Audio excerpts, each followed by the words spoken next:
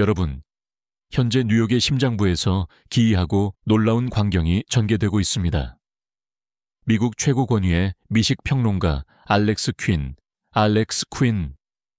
이 던진 충격적인 한마디로 인해 뉴욕 지하철역 인근의 한 한국식 기사 식당 앞에 수백 명의 인파가 길게 줄을 서는 진풍경이 벌어지고 있는 것입니다.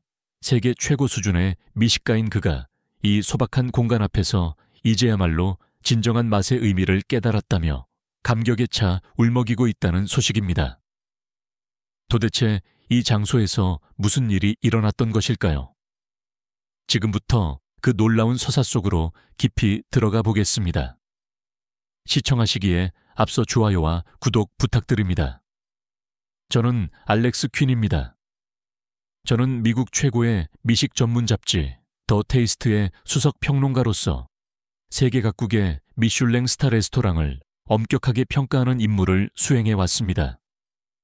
수많은 명성 높은 셰프들이 저의 평가를 간절히 기다려왔으며 제가 부여하는 별점 하나하나가 레스토랑의 존폐를 좌우하곤 했습니다. 오늘도 평소와 다름없이 미슐랭 스타를 받은 최고급 레스토랑 라메종에 대한 평가를 성공적으로 마친 후였습니다. 뉴욕의 밤거리는 언제나처럼 찬란한 빛으로 가득했습니다. 미슐랭 3스타 레스토랑 라메종의 육중한 문을 나서자 차가운 겨울바람이 얼굴을 스치고 지나갔습니다. 주방장과의 마지막 격조, 높은 인사를 나누고 나오는 길이었습니다. 하늘을 올려다보니 고층 빌딩 숲 사이로 희미하게 달빛이 보였습니다. 고급 레스토랑 특유의 농후한 향이 아직도 코끝에 미묘하게 맴돌았습니다. 완벽하게 구현된 정통 프렌치 코스 요리에 잔잔한 여운이 깊이 남아 있었죠. 하지만 이상하게도 가슴 한쪽이 설명할 수 없는 공허함으로 가득했습니다. 저는 메모장을 꺼내 평가 항목들을 다시 한번 세밀하게 읽어보았습니다. 트러플 향이 풍부한 리조토, 48시간의 숙성 과정을 거친 최상급 와규 스테이크, 캐비어를 곁들인 랍스터 테린까지. 모든 요리는 미슐랭의 엄격한 기준을 완벽하게 충족시키고 있었습니다. 재료의 품질 A+, 조리기술 A+, 창의성 A, 가격 대비 가치 A, 일관성 A+. 저는 나지막이 중얼거리며 항목들을 하나씩 면밀히 확인했습니다. 주방장의 물음이 문득 떠올랐습니다. 퀸 씨, 이번 코스는 어떠셨나요? 저는 완벽했습니다. 라고 주저없이 답했습니다. 그리고 그것은 명백한 사실이었습니다. 하지만 펜을 놓는 그 순간 깊은 한숨이 저절로 새어나왔습니다. 저는 맨해튼의 밤거리를 무심히 천천히 걸었습니다. 주변의 레스토랑들은 여전히 수많은 손님들로 활기차게 북적였습니다. 유리창 너머로 보이는 화려한 플레이팅의 요리들과 와인잔을 기울이며 환담을 나누는 사람들. 그들은 모두 지극히 행복해 보였지만 제 마음속의 공허함은 시간이 흐를수록 더욱 깊어져만 갔습니다. 과연 무엇이 문제였을까요? 10번째 미슐랭 평가를 마무리한 지금, 저는 알렉스 퀸이라는 이름이 짊어져야 할 무게를 비로소 실감하고 있었습니다. 미국 최고 미식 잡지의 수석 평론가로서 세계 최고의 레스토랑들을 평가하며 살아온 시간이 벌써 10년이 훌쩍 넘었습니다. 주변의 사람들은 저의 직업을 끊임없이 부러워했습니다. 세상에서 가장 맛있는 음식을 먹으며 사는 직업이잖아요. 동료 기자가 말했던 것처럼 겉으로 보기에는 더할 나위 없이 완벽한 직업이었음은 분명합니다. 최고급 레스토랑의 정찬을 매일 맛보고 그것을 고도의 언어로 글로 표현하는 일. 하지만 요즘 들어 저는 근본적인 의문에 직면했습니다. 제가 그토록 찾아 헤매던 진정한 맛이라는 것은 도대체 무엇일까요? 최고급 식재료와 정교하고 복잡한 조리 기술만으로 맛이라는 경지가 완성될 수 있는 것일까요? 수백 달러에 달하는 고가의 코스 요리를 먹으면서도 왜 이토록 허전하고 쓸쓸한 마음이 드는 것일까요? 그동안 제가 작성해온 수많은 리뷰들이 머릿속에 떠올랐습니다. 완벽한 플레이팅과 정교한 조리 기술이 돋보이는 요리, 최상급 식재료에 풍미를 극대화한 훌륭한 밸런스, 현란하고 수려한 수식어들이 빠르게 스쳐 지나갔습니다. 하지만 이제 그 말들은 저에게 공허하게만 들립니다. 저는 걸음을 멈추고 차가운 밤 공기를 깊숙이 들이마셨습니다. 문득 아주 어릴 적 기억이 생생하게 떠올랐습니다. 한국 분이셨던 어머니가 끓여주시던 따뜻한 국물 한 그릇, 주방에서 들려오던 된장찌개가 보글보글 끓는 정겨운 소리, 특별할 것이 전혀 없었던 소박한 식탁이었지만 그때의 맛은 지금도 제 마음 가장 깊은 곳에 따뜻하게 남아 있습니다. 알렉스, 이리 와서 밥 먹자. 퇴근하고 돌아오신 어머니는 항상 저를 식탁으로 불러주셨습니다. 때로는 피곤해 지쳐 보이는 얼굴이셨지만 저와 마주 앉아 식사하실 때만큼은 언제나 온화하고 환한 미소를 지으셨습니다. 밥 한 끼가 가장 중요한 거야. 밥을 같이 먹으면 우리는 가족이 되는 거란다.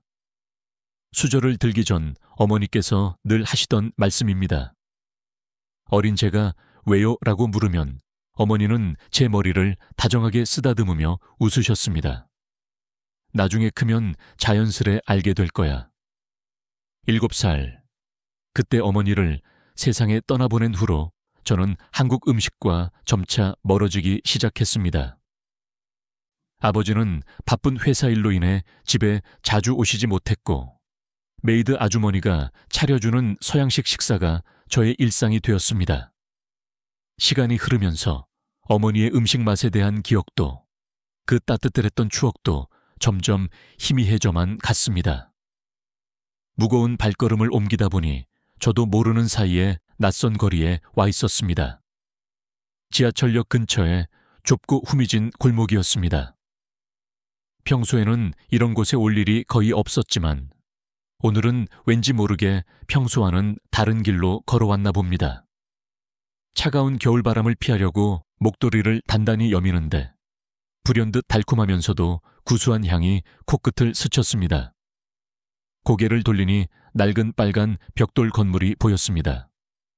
흐릿한 가로등 불빛 아래 한글로 적힌 간판이 저의 시선을 강하게 사로잡았습니다. 동남사거리 원조 기사식당. 이름 모를 그리움이 가슴 한쪽을 촉촉하게 적시는 듯했습니다.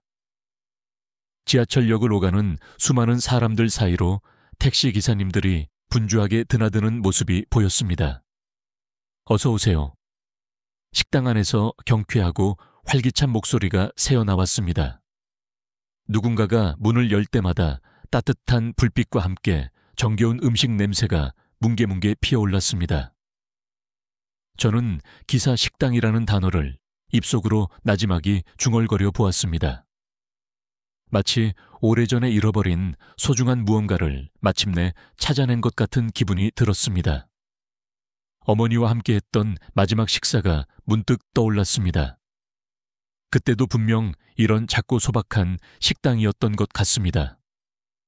라메종에서 맛본 최고급 요리들은 이미 저의 기억 속에서 희미하게 사라지고 있었습니다. 하지만 어머니의 국물 맛은 10년이 훌쩍 넘은 지금도 제 혀끝에 너무나 생생하게 남아 있습니다. 유리창 너머로 보이는 식당 안의 풍경이 마치 어머니의 주방처럼 더없이 포근하고 따뜻해 보였습니다. 저도 모르게 발걸음이 식당 앞에서 멈춰 섰습니다. 진정한 맛이란 무엇일까요? 오늘 밤 저는 그 질문 앞에서 다시 한번 오랫동안 서성이고 있습니다.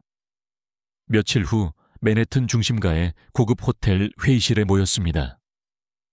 전 세계 미식 평론가들이 한자리에 모이는 미슐랭 가이드 연례평가 회의였습니다. 회의실 창밖으로는 센트럴파크의 평화로운 풍경이 한눈에 들어왔습니다. 마커스 웨버, 마르쿠스 웨버가 프레젠테이션을 시작했습니다. 런던에서 온 마커스는 유럽 최고의 미식 잡지 수석 평론가입니다. 그의 평가는 곧 미슐랭의 별점이 되었고 수많은 레스토랑의 운명을 좌우하는 절대적인 기준이 되었습니다. 이번 분기 뉴욕의 신규 미슐랭 후보 레스토랑들을 면밀히 살펴보겠습니다. 스크린에 화려하고 예술적인 요리 사진들이 하나씩 나타났습니다. 프렌치 레스토랑, 이탈리안 비스트로, 스페인 타파스 바까지. 마커스는 각 레스토랑의 장단점을 냉철하고 분석적으로 평가했습니다. 이 레스토랑은 식재료 선정이 아쉽군요. 트러플은 이탈리아산을 써야 하는데 중국산을 사용하고 있어요. 여기는 플레이팅이 다소 단조롭습니다. 미슐랭 2스타를 목표로 한다면 좀 더 혁신적인 비주얼이 필요합니다. 마커스의 날카로운 평가가 쉼없이 이어졌습니다. 동료 평론가들은 고개를 끄덕이며 메모를 해나갔습니다. 저 역시 평소라면 당연히 그랬을 것입니다. 하지만 오늘은 머릿속이 매우 복잡했습니다. 잠시 휴식 시간이 되자 마커스가 저에게 다가왔습니다. 알렉스, 요즘 괜찮아 보이는 레스토랑이 있나? 커피를 마시며 편안하게 대화를 시작했습니다. 사실 요즘 뉴욕에 있는 작은 한국 기사 식당에 관심이 있어. 제 말에 마커스의 표정이 미묘하게 변했습니다. 기사 식당이라고? 택시 기사들이 가는 그런 곳 말이야? 얼마 전 우연히 발견했는데 왠지 모르게 자꾸 끌리더라고. 마커스가 가볍게 비웃었습니다. 알렉스, 자네도 알잖나. 그런 곳은 그저 저렴하게 배를 채우는 장소일 뿐이야. 게다가 아시안 음식점들은 위생 상태도 의심스럽고. 순간 제 귓가에 뜨거운 열기가 치솟았습니다. 무슨 근거로 그런 말을 하는 건가? 미슐랭의 기준이 있지 않나? 고급 식재료, 창의적인 플레이팅, 정교한 기술. 그런데 기사 식당의 플라스틱 접시에 담긴 음식을 보며 무슨 미식을 논하겠어?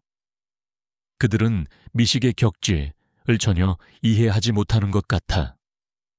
마커스의 말 한마디, 한마디가 날카로운 바늘처럼 저의 가슴을 찔렀습니다. 매일 정성껏 음식을 만드시던 어머니의 얼굴이 떠올랐습니다. 그 손길에 무슨 격이 필요했을까요? 마커스의 말에 강력하게 반박하고 싶었습니다. 하지만 저 자신 안에서도 깊은 갈등이 일어났습니다. 저 역시 지금까지 마커스와 동일한 관점으로 음식을 평가해왔기 때문입니다. 난 오히려 궁금해. 미슐랭의 기준을 완전히 벗어난 곳에서는 과연 어떤 맛을 내고 있을까? 알렉스, 내가 그런 소리를 하다니 놀랍네. 우리가 지금까지 추구해온 것이 무엇인가? 최고의 맛 아닌가? 그건 미슐랭 스타 셰프, 최고급 식재료, 현대적인 기술이 있어야만 가능한 경지라고. 그들의 전통적인 조리 방식으로는 절대 도달할 수 없는 수준이지. 마커스의 목소리에는 거만함과 오만함이 가득했습니다. 제 안에서 격렬한 분노가 치밀어 올랐습니다. 수백 년을 이어온 한국의 전통 음식 문화를 그가 어떻게 이렇게 쉽게 폄하할 수 있을까요? 주먹이 저절로 꽉 쥐어졌습니다. 넌 혹시 어릴 때 먹던 음식 중에 아직도 기억나는 맛이 있어? 제 질문에 마커스가 잠시 멈칫했습니다. 하지만 이내 단호하게 대답했습니다. 그건 그저 향수일 뿐이야. 객관적인 맛과는 아무 상관없는 감정적인 기억일 뿐이지. 회의실로 돌아가는 동안 마커스의 말이 계속해서 귓가에 맴돌았습니다. 객관적인 맛. 그게 정말 이 세상에서 가능한 것일까요? 평가표의 모든 항목에서 만점을 받은 요리가 왜 제 가슴을 울리지 못하는 것일까요? 회의가 끝나고 밤거리로 나왔습니다. 마커스의 오만한 말들이 계속 저를 괴롭혔습니다. 서양 음식만이 미식의 절대적인 기준이 될 수는 없다는 생각이 간절했습니다. 어머니의 된장찌개 한 그릇에 담긴 그 숭고한 정성을 그들은 절대 이해하지 못할 것입니다. 저의 발걸음은 자연스럽게 며칠 전 우연히 발견했던 그 기사 식당으로 향했습니다. 한국인 어머니의 아들로서, 그리고 한 명의 미식 평론가로서 제가 반드시 확인해야 할 어떤 진실이 그곳에 있을 것 같았습니다. 다음 날 저녁, 퇴근 시간이 한참 지난 뒤였습니다. 저는 빨간 벽돌 건물 앞에 다시 서서 한참 동안 그 식당을 바라보았습니다. 낡은 간판 위로 동남사거리 원조 기사식당이라는 한글이 더욱 또렷해 보였습니다. 지하철역 계단을 오르내리는 사람들 틈으로 택시 기사님들이 분주하게 드나들고 있었습니다. 식당 유리창 너머로 따스한 불빛이 새어나왔습니다. 창가에 앉은 손님들은 김이 모락모락 피어오르는 국밥을 먹고 있었습니다. 그들의 표정은 무척이나 평온하고 여유로워 보였습니다. 카운터 너머로 주방이 보였습니다. 하얀 앞치마를 두른 사장님으로 보이는 분이 커다란 국솥을 정성스럽게 젓고 계셨습니다. 그 모습이 묘하게 낯설지 않았습니다. 마치 오래전 기억 속의 한 장면처럼 느껴졌습니다. 문득 스치는 바람에 된장찌개의 깊고 구수한 냄새가 코끝을 스쳤습니다. 그 순간 마치 타임머신을 탄 것처럼 25년 전으로 돌아간 것만 같았습니다. 알렉스, 이리 와서 앉으렴. 7살 때의 제가 보였습니다. 어머니는 분홍색 앞치마를 두르고 부엌에서 계셨습니다. 된장찌개가 보글보글 끓고 있었죠. 어머니는 국자로 된장찌개를 떠서 조심스럽게 맛을 보셨습니다. 이제 됐다. 알렉스, 오늘은 엄마가 특별히 너를 위해 만든 된장찌개야. 저는 의자에 올라가 앉았습니다. 어머니가 건네주신 숟가락으로 조심스럽게 국물을 떴습니다. 뜨거운 기운이 입안 가득 퍼졌습니다. 맛있지? 우리 알렉스가 잘 먹는 모습을 보면 엄마가 이렇게 행복해.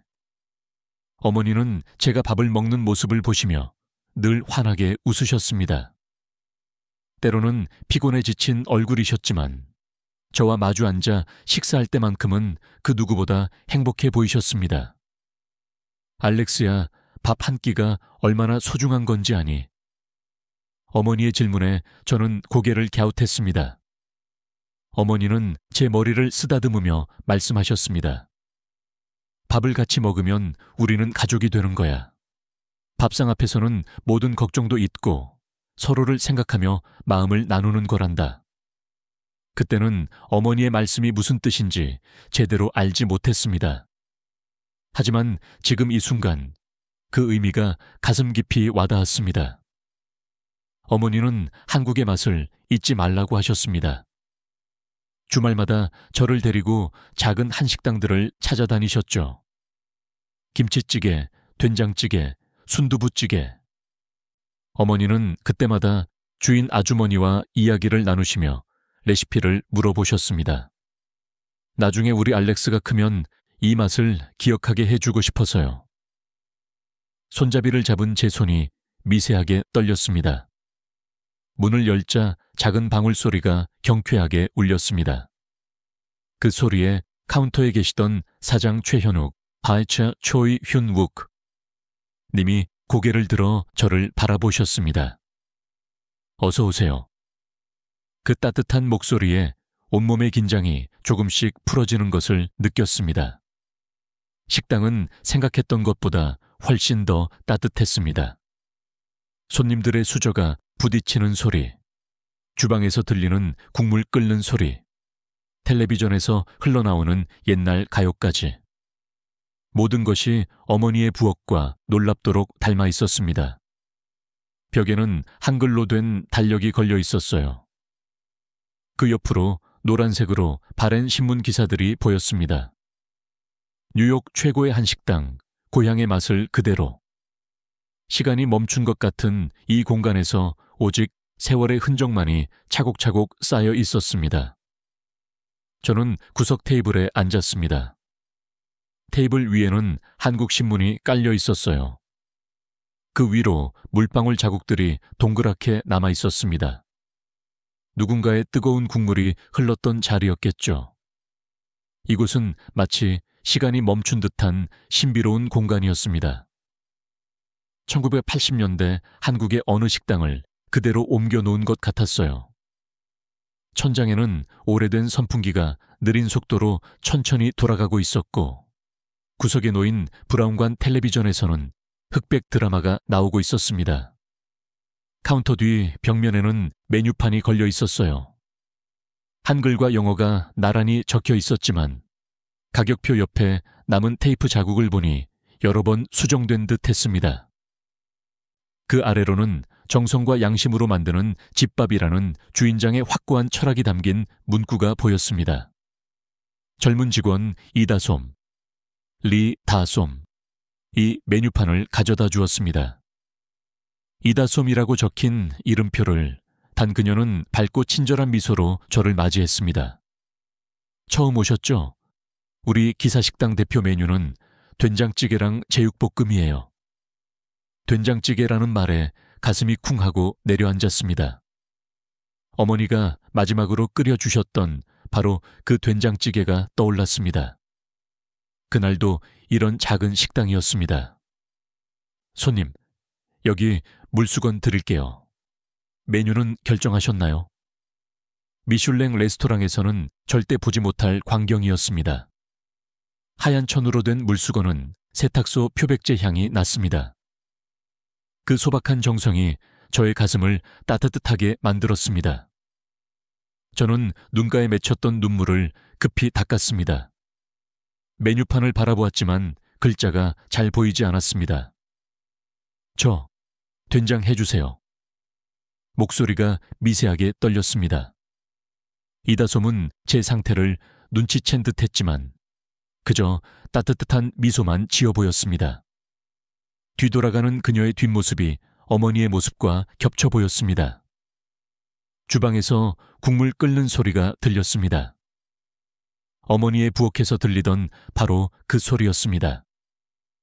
25년의 시간이 흘렀지만 그 소리는 하나도 변함이 없었습니다. 갑자기 눈물이 왈칵 쏟아질 것 같은 강한 감정에 휩싸였습니다. 이곳에 오기로 한 선택이 과연 옳았을까?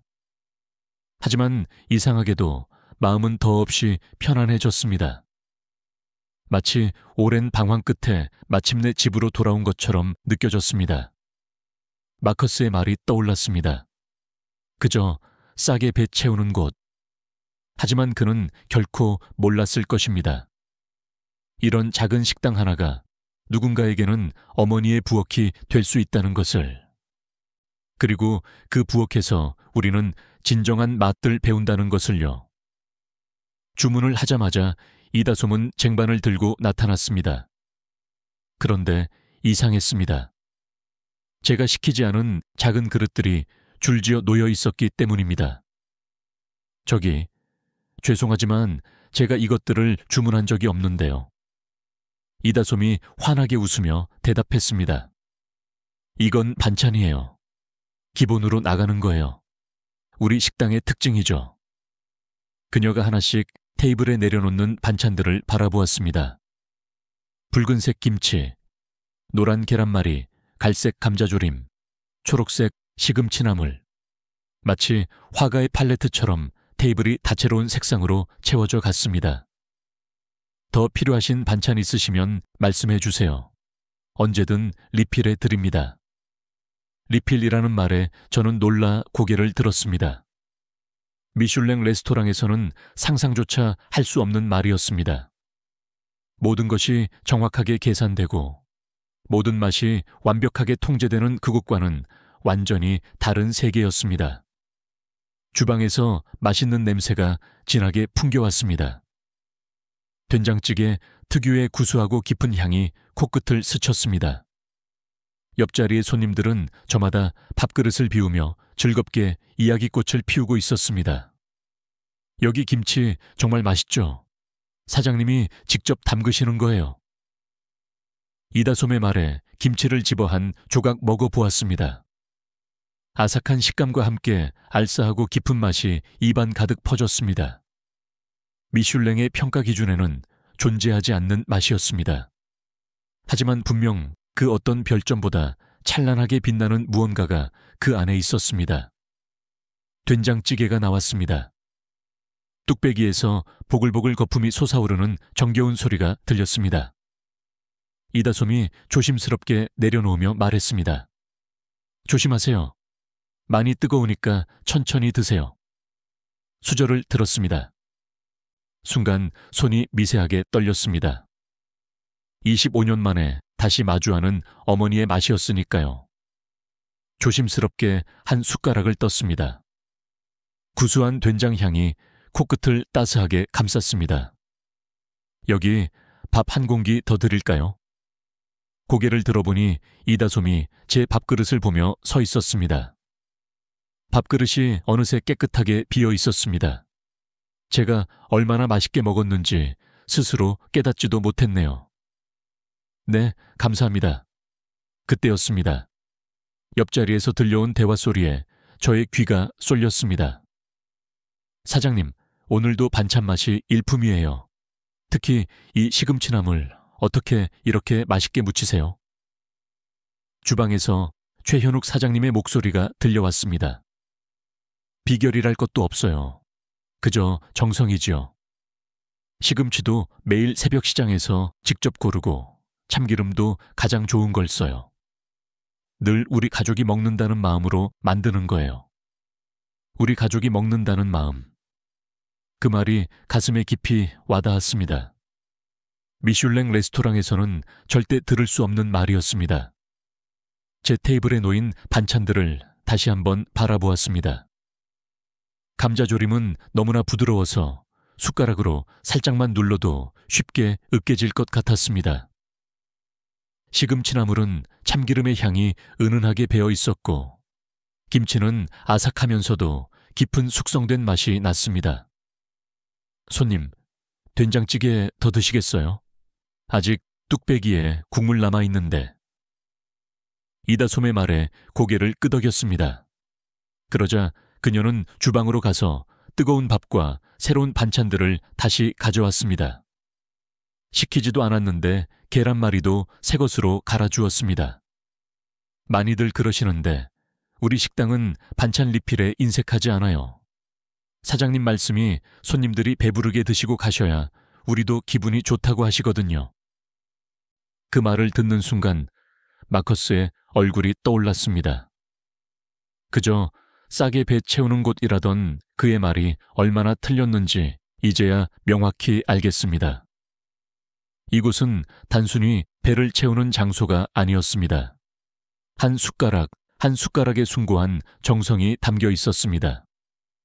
매일 새벽 시장에서 직접 고르는 신선한 식재료, 하나하나 손으로 다듬는 반찬들, 끊임없이 채워주는 따뜻한 밥.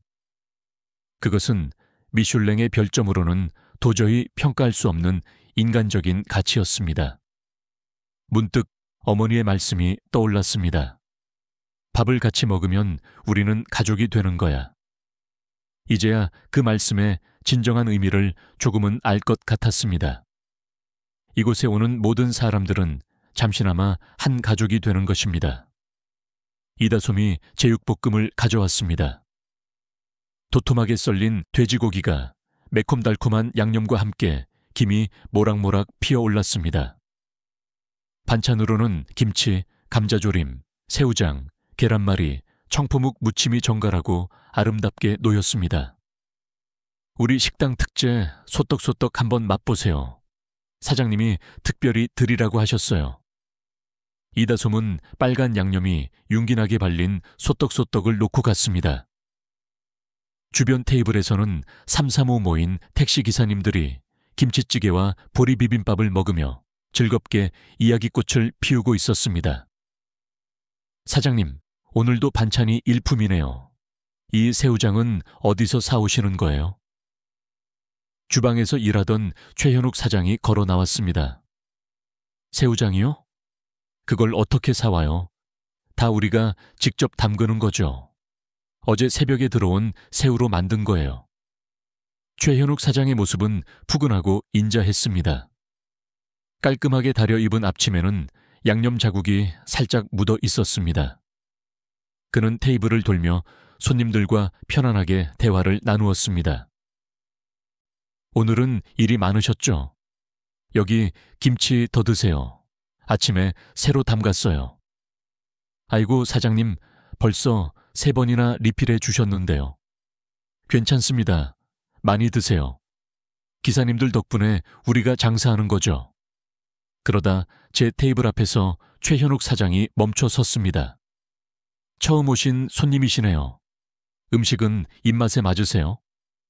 네, 매우 맛있습니다. 입안 가득 퍼지는 제육볶음의 깊은 맛에 저절로 잔잔한 미소가 지어졌습니다. 다행이네요. 우리 집 제육볶음은 양념을 하루 전부터 재워요. 급하게 만들면 그 맛이 안 나거든요. 고기도 두툼하게 썰어서 식감을 살리고요. 사장님의 말 한마디 한마디에 진심 어린 정성이 묻어났습니다. 그의 눈빛에서 요리에 대한 확고한 자부심이 느껴졌습니다. 혹시 보리비빔밥도 드셔보시겠어요? 우리 집 특선 메뉴인데 오늘은 제가 한 그릇 선물로 드리고 싶네요. 아니에요. 그렇게까지는 괜찮습니다. 손님이 처음 오셨는데 우리 집 대표 메뉴는 꼭 맛보고 가셔야죠. 잠시 후 이다솜이 보리비빔밥을 가져왔습니다. 고소한 보리밥 위에 계절 나물들이 알록달록 아름답게 올려져 있었습니다. 양념장을 넣고 쓱쓱 비벼 먹으니 입안 가득 봄이 찾아온 듯 했습니다. 사장님, 이런 정성을 어떻게 보답해야 할지. 보답이요? 맛있게 드시는 모습이 저희에게는 제일 큰 보답이죠. 우리 식당을 찾아주시는 분들은 다 가족이에요. 가족한테 밥 한 끼 제대로 대접하는 게 당연하죠. 창밖으로는 뉴욕의 밤거리가 화려하게 빛났지만 이 작은 식당은 마치 시간이 멈춘 것처럼 고요하고 평온했습니다. 형광등 불빛 아래에서 정겹게 이야기꽃을 피우는 손님들, 분주히 오가며 음식을 나르는 이다솜, 그리고 커다란 국솥 앞에서 김치찌개를 끓이는 최현욱 사장님의 뒷모습이 한 폭의 그림처럼 저의 눈에 담겼습니다. 저녁 8시가 되자 가게는 잠시 한산해졌습니다. 최현욱 사장님이 제 테이블에 잠시 앉았습니다. 그의 표정에는 따뜻하고 인자한 미소가 감돌았습니다. 음식 평론가시죠? 처음 들어오실 때부터 눈빛이 달라 보이더라고요. 순간 저는 너무 놀라서 말을 잇지 못했습니다. 최현욱 사장님은 부드럽게 웃으며 말을 이었습니다. 걱정하지 마세요. 전 그런 거 신경 쓰지 않아요. 별이 있든 없든 똑같이 정성을 다해 음식을 내놓을 겁니다. 우리 집을 찾는 손님들이 배부르고 기분 좋게 돌아가시면 그걸로 충분해요. 그의 말에는 흔들림 없는 확고한 자부심이 묻어났습니다. 화려한 미식의 세계와는 거리가 멀지만 확고한 신념이 느껴졌습니다. 오늘 보리비빔밥은 어떠셨어요? 요즘 젊은이들은 보리밥을 잘 모르는데 우리 집은 고집스럽게 보리밥을 고수하고 있어요. 정말 맛있었습니다. 특히 나물이 신선하더라고요. 매일 새벽 시장에서 직접 고르거든요. 시금치, 고사리, 도라지, 계절마다 나물이 다르죠. 우리 어머니께서 늘 그러셨어요. 음식은 계절의 맛을 담아야 한다고. 잠시 주방에서 김치찌개 끓는 소리가 들렸습니다.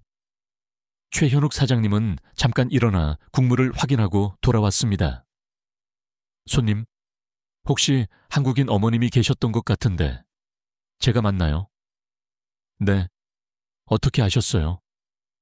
아까 된장찌개 드실 때 눈빛이 달라지시더라고요.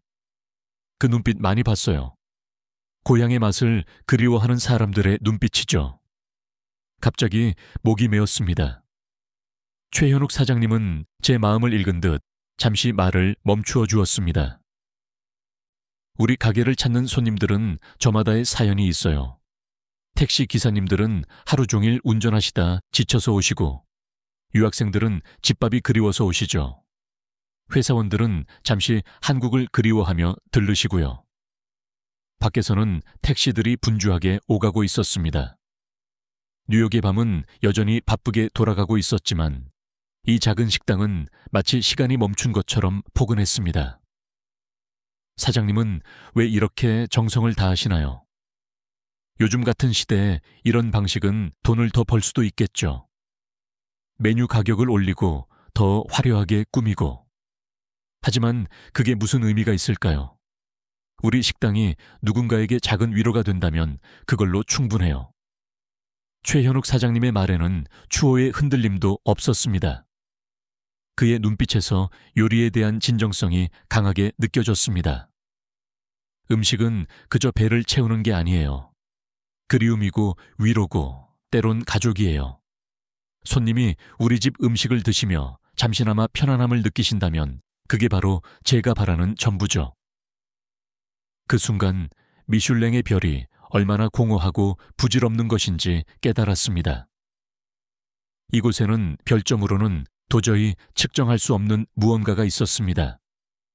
그것은 바로 사람의 마음을 따뜻하게 위로하는 정성이었습니다. 저는 계산을 하기 위해 카운터로 향했습니다. 지갑을 꺼내려는 제 손을 최현욱 사장님이 말렸습니다.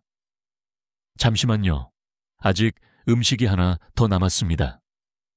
최현욱 사장님은 카운터 옆 작은 테이블로 다가갔습니다.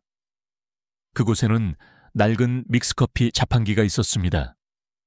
1980년대에나 볼 법한 구형 기계였습니다. 사장님은 종이컵을 꺼내 버튼을 눌렀습니다.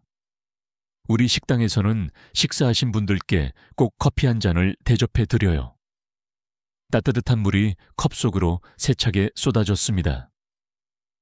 달콤한 커피 향이 주변으로 은은하게 퍼져나갔습니다.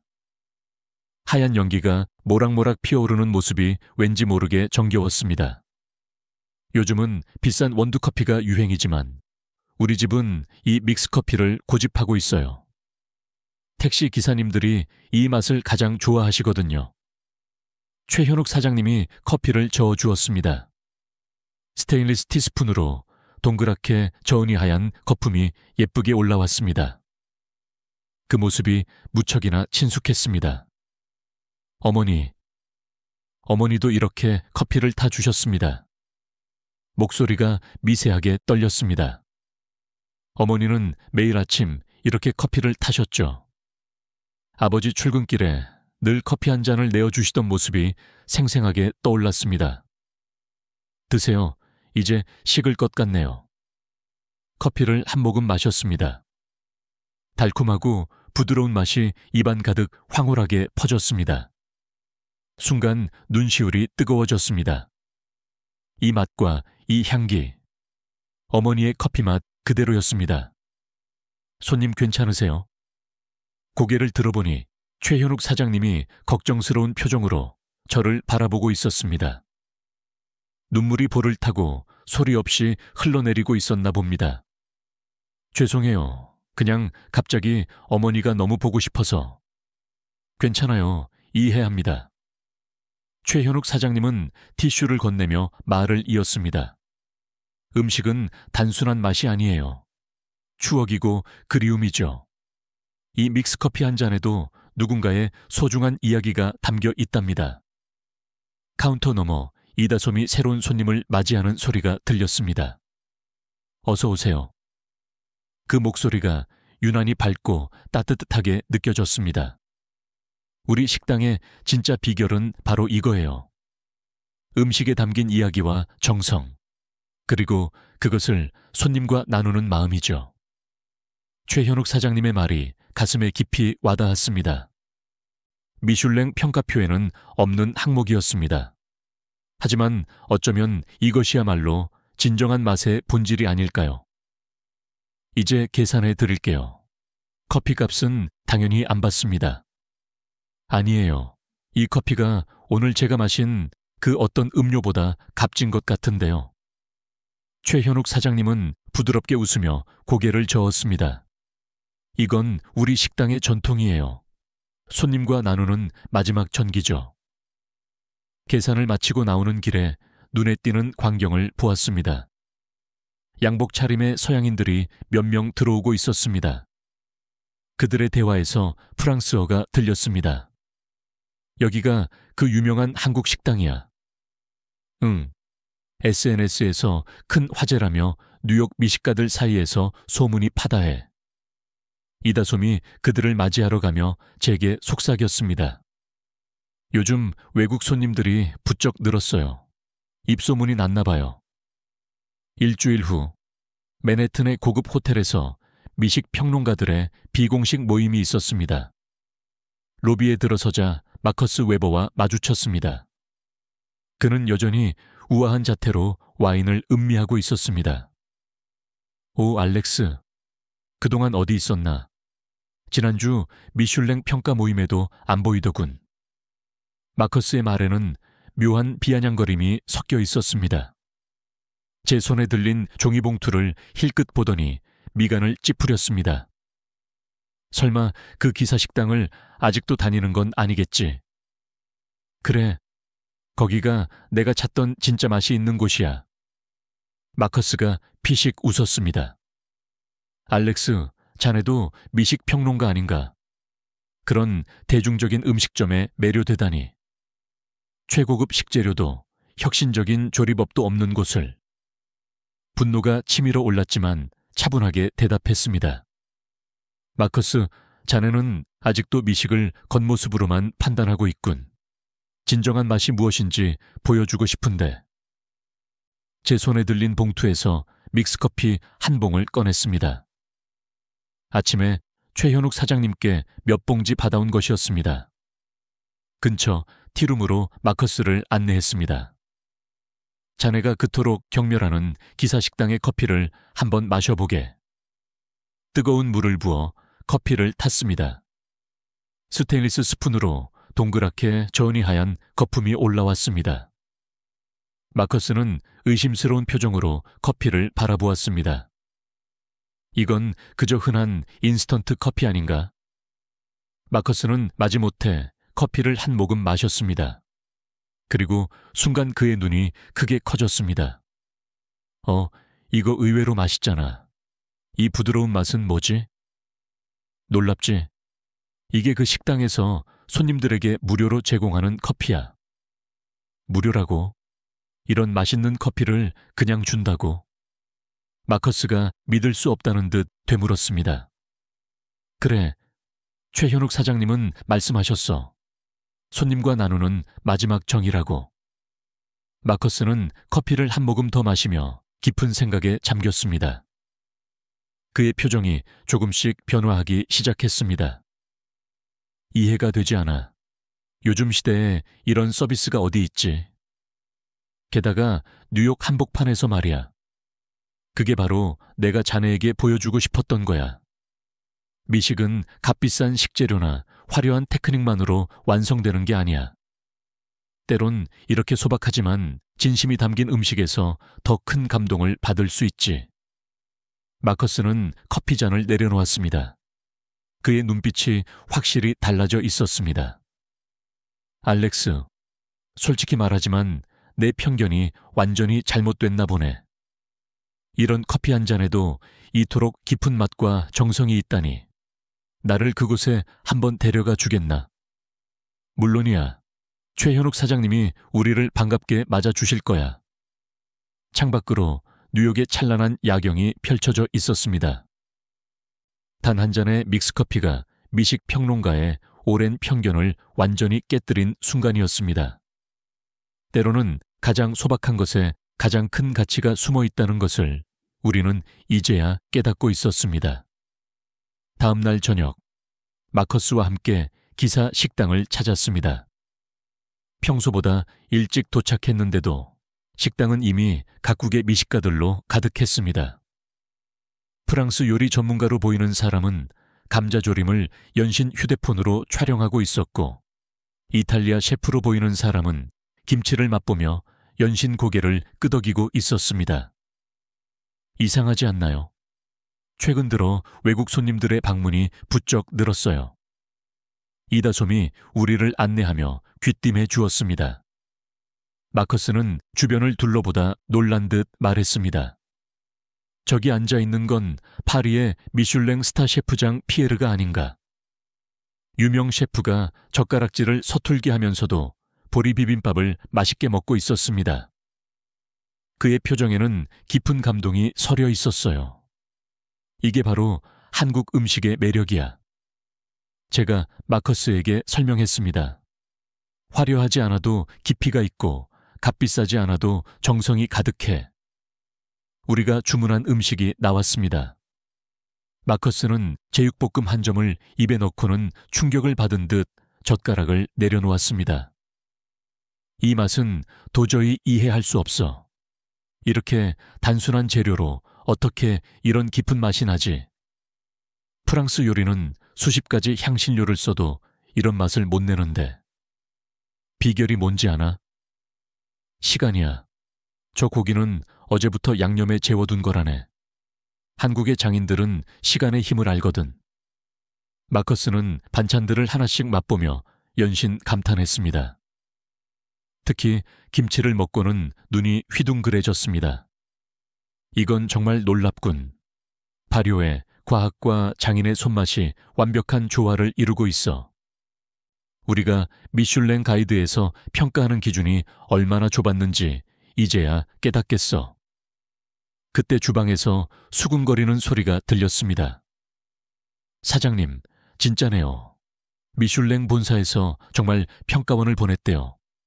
우리 식당이 새로운 카테고리의 첫 평가 대상이라면서요. 최현욱 사장님은 평소와 다름없이 국솥을 저으며 대답했습니다. 별이고 뭐고 우리는 우리 방식을 지킬 겁니다. 화려한 장식은 필요 없어요. 우리는 그저 우리 방식대로 정성을 다할 뿐이에요. 대대로 이어져 온 이 맛을 지키는 것, 그게 우리의 자부심이니까요. 마지막으로 믹스커피가 나왔습니다. 마커스는 이제 그 의미를 알았다는 듯 경건한 마음으로 커피를 받았습니다. 이 커피 한 잔에도 진심이 담겨 있군요. 우리가 수백 달러짜리 커피로도 만들지 못한 감동을. 저는 마커스를 바라보며 말했습니다. 이제 알겠지? 한국의 음식에는 특별한 힘이 있어. 그건 값비싼 재료도 현란한 기술도 아닌 오랜 세월 이어져 온 정성과 이야기야. 미슐랭의 별은 그저 겉모습만 평가할 수 있을 뿐이야. 식당을 나서는 길, 파리에서 온장 피에르 셰프가 최현욱 사장님과 진지하게 이야기를 나누고 있었습니다. 이제 알겠습니다. 왜 전 세계 미식가들이 한국 음식의 매력에 빠져드는지. 이건 단순한 음식이 아니라 문화이고 철학이더군요. 밖으로 나와 뉴욕의 밤하늘을 올려다보았습니다. 어디선가 들려오는 한국 가요 소리. 골목 어귀에 줄 서 있는 각국의 손님들. 우리의 음식이 세계인의 마음을 사로잡고 있었습니다. 요즘 뉴욕의 고급 레스토랑들 사이에서 웃지 못할 소문이 돌고 있습니다. 미슐랭 스타 셰프들이 한국에 믹스커피 자판기를 구하려고 동분서주한다는 거예요. 수만 달러짜리 에스프레소 머신으로도 만들지 못한 그 맛을 1,000원짜리 커피가 어떻게 낼 수 있었는지 그들은 아직도 이해하지 못하고 있었습니다. 진정한 맛의 힘은 그 음식이 품고 있는 이야기와 정성에 있었습니다. 그리고 그 이야기는 이제 뉴욕을 넘어 전 세계로 빠르게 퍼져나가고 있었어요. 믿기지 않는 일이 실제로 벌어졌습니다. 뉴욕 아스번가의 최고급 백화점 앞에서 수백 명의 미국인들이 한밤중부터 줄을 서기 시작했습니다. 월스트리트의 투자은행 CEO들과 할리우드 스타들까지 직접 대형 트럭 3대를 끌고 나왔죠. 한국산이 확실한가요? 진짜 정품 맞죠? 확인하고 또 확인하면서 물건을 가득 실어갔습니다. 단 하루 만에 준비했던 6개월 물량이 전부 동이 났고 재고를 요청하는 전화가 빗발쳤습니다. 아니, 왜 한국에서만 파는 거죠? 그들의 격렬한 항의 전화는 백화점 업무를 마비시켰고 급기야 뉴욕 월스트리트를 대표하는 프리미엄 식품 유통업체의 주가까지 폭락했습니다. 연 매출 50억 달러의 거대 기업이 하루아침에 크게 흔들렸고 최고급 매장의 VIP 고객들은 환불을 요구하며 분노했습니다. 15년차 수석 바이어는 자신의 판단을 의심했고 이사회는 긴급 회의를 소집했습니다. 더욱 놀라운 것은 미슐랭 스타 셰프들의 반응이었습니다. 프랑스 요리의 자존심을 지키던 그들이 한국의 작은 물건 하나에 집착하기 시작했고 두바이 왕실에서는 특별 주문을 요청했습니다. 뉴욕의 고급 레스토랑들은 앞다투어 한국행 비행기에 올랐고 부산의 작은 전통시장은 세계적인 셰프들의 성지가 되었습니다. 도대체 무슨 일이 벌어진 것일까요? 이제 그 놀라운 이야기를 들려드리겠습니다. 시청하시기 전에 좋아요와 구독 꼭 부탁드립니다. 저는 글로벌 마켓의 수석 구매 담당자 데이비드 노턴입니다. 하버드 경영대학원을 졸업하고 15년간 미국 최고의 프리미엄 식품 유통업체에서 일해왔습니다. 특히 유럽의 최고급 주방용품들을 미국 시장에 성공적으로 소개해오며 업계에서 나름의 입지를 확고히 다져왔습니다. 제 책상 위에는 늘 최신 트렌드를 담은 시장 분석 리포트가 쌓여 있고 매주 미슐랭 스타 레스토랑의 셰프들과 정기적인 미팅을 가집니다. 그들의 까다로운 기준을 충족시키는 제품을 선별하는 것. 그것이 제 자부심이자 막중한 책임이었습니다. 하지만 오늘은 그 자부심이 근본부터 크게 흔들리는 순간을 맞이하게 되는 이야기를 전해드리려고 합니다. 완전히 실망이군요. 이런 제품으로는 우리 시장의 품격을 심각하게 떨어뜨릴 뿐입니다. 뉴욕 맨해튼에 위치한 글로벌 마켓 본사 회의실에서 저는 단호하게 제 의견을 이어갔습니다. 제 앞에는 새로 들여올 아시아 브랜드의 신제품 샘플 3개가 놓여 있었습니다.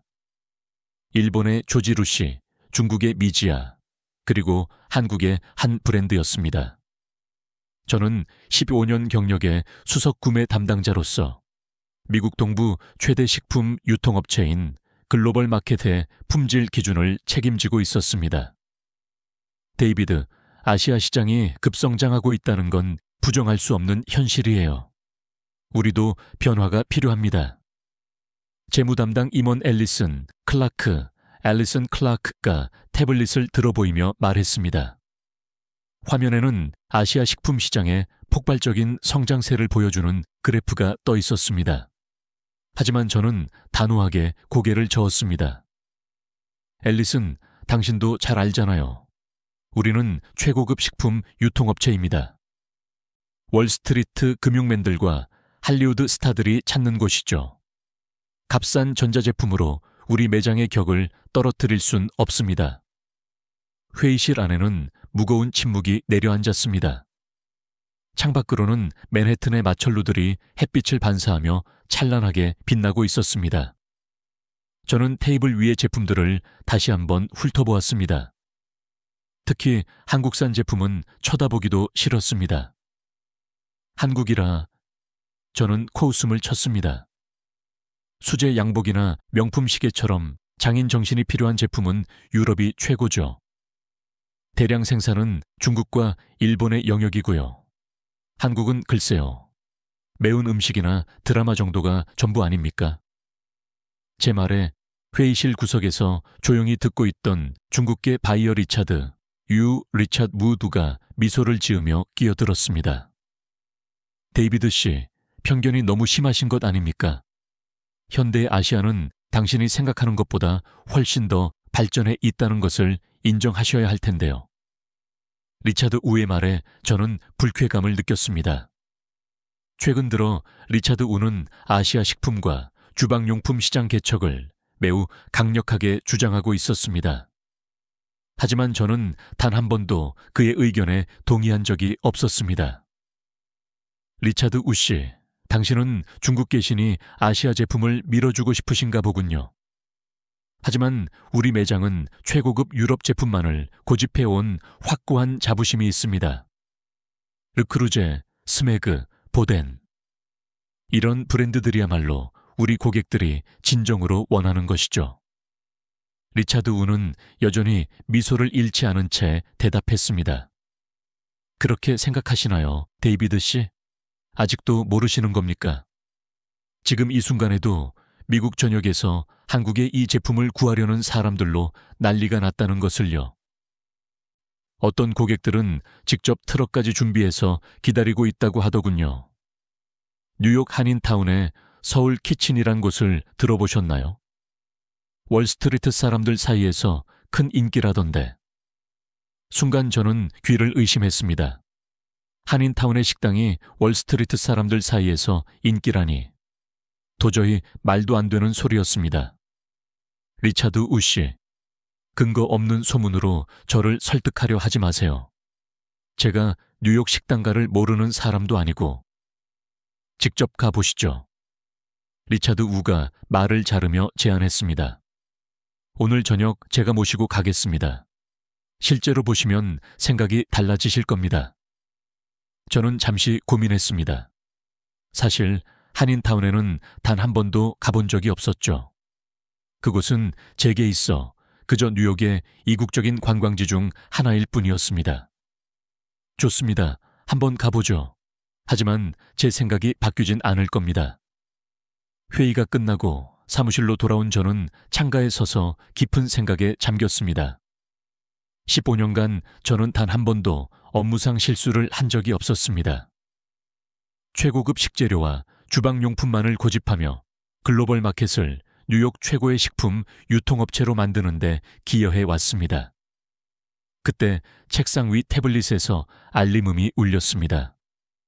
저녁 7시, 리차드 우와의 약속 시간을 알리는 소리였죠. 저는 깊은 한숨을 쉬며 코트를 걸쳤습니다. 창밖으로는 벌써 해가 저물기 시작하고 있었고 맨해튼의 거리는 퇴근하는 사람들로 북적이고 있었습니다. 한인타운이라. 택시를 타면서 저는 중얼거렸습니다. 뭔가 모를 불안한 예감이 들었지만 동시에 이상한 호기심도 생겼습니다. 오늘 저녁 내 예상이 틀렸다는 것을 기필코 증명해 보이겠다는 결심을 하며 저는 가죽 시트에 등을 기댔습니다. 택시가 맨해튼을 벗어나 퀸즈로 향하는 동안 저는 오늘 회의에서 있었던 일을 다시 한번 되짚어 보았습니다. 사실 최근 들어 매출이 조금씩 감소하고 있다는 건 저도 알고 있었습니다. 젊은 고객층을 중심으로 아시아 음식과 문화에 대한 관심이 높아지고 있다는 것도 부정할 수 없는 사실이었습니다. 하지만 그건 일시적인 현상일 뿐이라고 저는 확신했습니다. 진정한 품격과 전통은 결코 변하지 않는다고 믿었으니까요. 특히 한국이라는 나라의 제품을 우리 매장에 드릴 수는 없었습니다. 김치 냄새, 나는 나라의 제품을 어떻게 최고급 매장에서 팔 수 있겠습니까? 택시가 한인타운 근처에 도착했을 때 저는 이미 부정적인 생각으로 가득 차 있었습니다. 거리는 제가 상상했던 것보다는 깨끗했지만 여전히 낯설고 이질적으로 느껴졌습니다. 한글로 된 간판들이 즐비한 거리를 보며 저는 다시 한번 이곳에 오기로 한 결정을 후회했습니다. 데이비드 씨, 여기 계셨군요. 리차드 우가 레스토랑 앞에서 저를 기다리고 있었습니다. 그의 얼굴에는 여전히 그 특유의 자신만만한 미소가 걸려 있었죠. 서울 키친입니다. 들어가시죠. 레스토랑 문을 열자 예상치 못한 분위기가 저를 맞이했습니다. 모던하고 세련된 인테리어와 은은한 조명. 그리고 무엇보다 놀라웠던 건 손님들의 면면이었습니다. 비즈니스 정장 차림의 서양인들이 대부분이었고 그들은 마치 미슐랭 스타 레스토랑에 온 것처럼 우아한 자세로 식사를 즐기고 있었습니다. 하지만 저는 여전히 의심의 눈초리를 거두지 않았습니다. 겉모습만 그럴듯하게 꾸며놓은 것일 수도 있으니까. 이제 곧 이 레스토랑의 허술한 실체가 드러날 것이라 확신하며 저는 리차드 우를 따라 자리에 앉았습니다. 자리에 앉자마자 저는 불편함을 느꼈습니다. 테이블 위에는 한국식 숟가락과 젓가락이 놓여 있었고 정갈하게 차려진 찻잔에서는 구수한 보리차 향이 올라왔습니다. 이런 이국적인 분위기가 월스트리트 사람들의 마음을 사로잡았다는 게 도저히 이해되지 않았습니다. 어서 오세요. 서울 키친입니다. 우아한 한복 차림에 여성 매니저가 다가와 인사를 건넸습니다. 그녀의 세련된 매너와 유창한 영어에 저는 잠시 당황했지만 이내 무표정한 얼굴로 메뉴판을 받아들었습니다. 오늘은 특별히 한서연, 한서연 셰프가 직접 코스를 구성해드리면 어떨까요? 최근 월스트리트 저널에서도 극찬을 받은 메뉴입니다. 리차드 우가 저를 바라보며 제안했습니다. 저는 마지못해 고개를 끄덕였습니다. 어차피 이 식당의 허술함을 증명하기 위해 온 자리였으니까요. 죄송하지만 저는 오늘 이 자리가 영 불편하네요. 굳이 이런 곳까지 와서. 제 말이 채 끝나기도 전에 주방에서 한 여성이 걸어 나왔습니다. 30대 중반으로 보이는 그녀는 깔끔한 셰프복 차림이었고 눈빛만큼은 제가 지금까지 만나본 어떤 셰프보다도 강렬했습니다. 안녕하세요. 저는 서울 키친의 한서연입니다. 오늘 특별히 리차드 유 씨께서 글로벌 마켓에 데이비드 님을 모시고 오신다고 해서 준비를 많이 했습니다. 한서연은 프랑스 르 꼬르동 블루 출신의 수석 셰프였지만 할머니의 마지막 소원을 따라 한식의 세계화를 위해 모든 것을 걸었다고 합니다. 특히 할머니가 남기고 간 낡은 가마솥과 레시피 노트는 그녀의 꿈을 이루는 굳건한 근간이 되었습니다. 제 할머니는 늘 말씀하셨어요. 우리의 맛을 지키되 세상의 변화도 받아들여야 한다고요. 그래서 저는 전통과 현대의 조화를 늘 깊이 고민했습니다. 한서연은 공손하게 인사를 건넸지만 그녀의 목소리에는 확고한 자부심이 가득했습니다. 저는 무례하지 않은 선에서 최대한 차갑게 대답했습니다. 한서연 씨, 솔직히 말씀드리면 저는 이 자리가 불필요하다고 생각합니다. 한식이 아무리 특별하다고 해도 우리 매장의 고객들이 원하는 수준은 아니니까요. 순간 한서연의 눈빛이 변했습니다. 하지만 그녀는 여전히 미소를 잃지 않은 채 대답했죠. 그런 말씀이시라면 더욱 제 요리를 보여드려야겠네요. 우리나라 음식의 가치를, 아니 우리나라 기술의 진정한 가치를 보여드리겠습니다. 그녀의 말에 저는 피식 웃고 말았습니다. 기술이라니요? 김치와 불고기를 만드는데 무슨 대단한 기술이 필요하다고요? 첫 번째 코스가 나왔습니다. 놀랍게도 그것은 제가 상상했던 한식의 모습과는 완전히 달랐습니다. 전통 한식 그릇에 담긴 음식은 마치 예술 작품과 같았죠. 이건 저희 레스토랑의 시그니처 메뉴입니다. 전통 가마솥 공법으로 지은 솥밥을 재해석한 요리죠. 검은 트러플과 금박이 올려진 솥밥은 그 자체로 하나의 작품이었습니다. 하지만 더 놀라운 것은 그 맛이었습니다. 한 입 먹는 순간 저도 모르게 숟가락을 든 손에 강하게 힘이 들어갔습니다. 이런 맛은 정말 처음이었습니다. 지금까지 제가 알고 있던 모든 편견이 순식간에 무너져 내리는 것을 느꼈습니다. 무언가 말을 하려 했지만 차마 입이 떨어지지 않았습니다. 이건 어떻게 만든 건가요? 저도 모르게 질문이 튀어나왔습니다. 그동안 굳게 닫아두었던 마음의 문이 살짝 열리는 것을 느꼈습니다. 한서연은 제 눈빛의 변화를 알아챘는지 그제서야 환하게 웃으며 대답했습니다. 처음으로 저는 그녀의 미소가 마음에 깊이 와닿았습니다. 비결은 바로 이 가마솥과 최신 주방기기의 완벽한 조화에 있습니다. 저희는 전통 가마솥의 화력과 온도를 분석해 이를 현대 전기밥솥에 그대로 구현했거든요. 보시겠습니까? 한서연은 저를 주방으로 안내했습니다.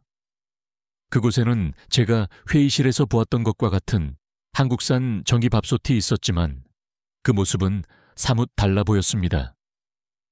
이 밥솥은 인공지능이 탑재된 최신 모델입니다.